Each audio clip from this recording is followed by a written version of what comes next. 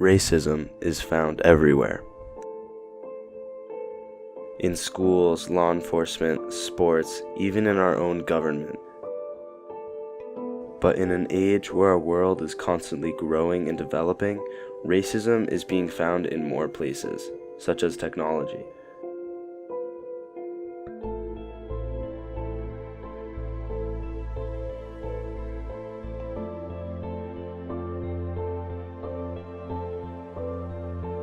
Facial recognition, cameras, algorithms, infrared technologies, these are all places where racism is found in the technology realm that has taken over our lives. Willie Lynch, a man sentenced to 8 years in prison for dealing drugs. 2 detectives went undercover buying drugs from him and snapping some photos of him in the process. Lynch was identified by a facial recognition software, a software that is brutally flawed. AI expert Eddie Munroe explains how AI can be flawed as a result of machine learning. If there's racism being expressed in the data that you're training it on, the system is going to learn that racism and it's going to be a part of its responses. According to the FBI's research, facial recognition is more likely to be used on individuals with darker skin. And when facial recognition softwares are used on individuals with darker skin, the technology is more likely to be wrong. In short, Lynch was convicted solely on technology that is more likely to have given incorrect results. Although the technology has racial biases, it was not designed to be biased. These facial recognition softwares are based on algorithms and machine learning. An algorithm is just a series of steps or formula that achieve something that's done over and over again to come up with some outcome. Algorithms that are designed to learn and get better at identifying individuals by being exposed to more people. And they're basically trained on massive amounts of data, but the system's going to learn based on the data that you use to train it. The developers that made this software are predominantly white, and that led to the developers testing the software on more white people than people of other races.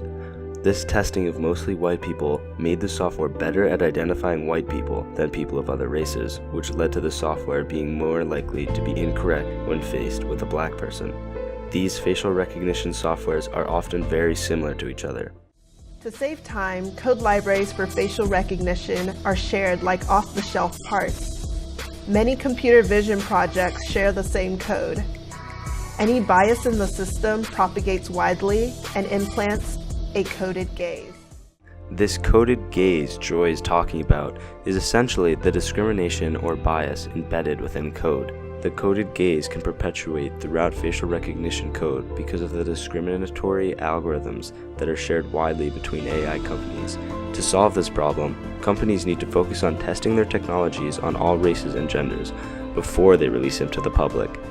Companies can do this by training their technologies with diverse datasets instead of homogeneous datasets. There's an easy solution to that, right? Is well, train it on more diverse population. AI is not the only technology where racism can be found. In fact, there are much older technologies that portray these racial biases. Color photography is a great example of this. Camera settings are optimized for lighter skin tones, which is a result of the precedent set by cameras in the past.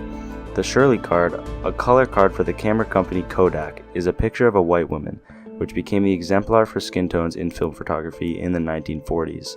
This card is what Kodak based all their camera exposure settings around, setting Shirley's skin to be the normal tone. If you're shooting people with lighter skins, it looks good.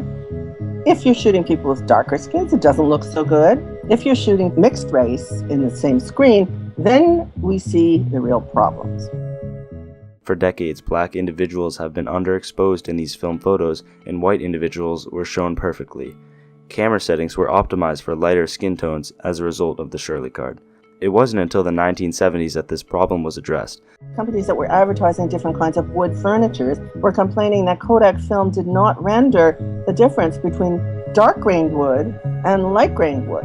The other companies that Kodak responded to were chocolate makers, because the film couldn't render the difference between dark chocolate and milk chocolate. Unable to differentiate different tones of furniture and chocolate was what brought this problem into the light. not the underexposure of black individuals. Phillips went at this problem head on. By developing a camera system that used 2 different computer chips to balance lighter and darker skin tones individually. This is called the LDK series. Even though the LDK series was developed, the modern-day cameras are still linked to the Shirley card. Joy Bulamwani says, "We have to keep in mind that the default settings are not neutral. In other words, default settings seem like they work universally, but they often contain biases. Default settings are what led these biases to perpetuate from the 1940s to present, and if we aren't careful with the default settings technologists are creating today, we could be setting more precedents." Although racism has perpetuated within these technologies, it won't forever. In AI, Eddie thinks it's a temporary problem. I think as the systems become more and more intelligent, that they're going to learn about racism. And as they get more general intelligence, that kind of bias in the system won't be as problematic. And in cameras, as we develop our technology further, we will be able to figure out new ways to eliminate the embedded racial biases.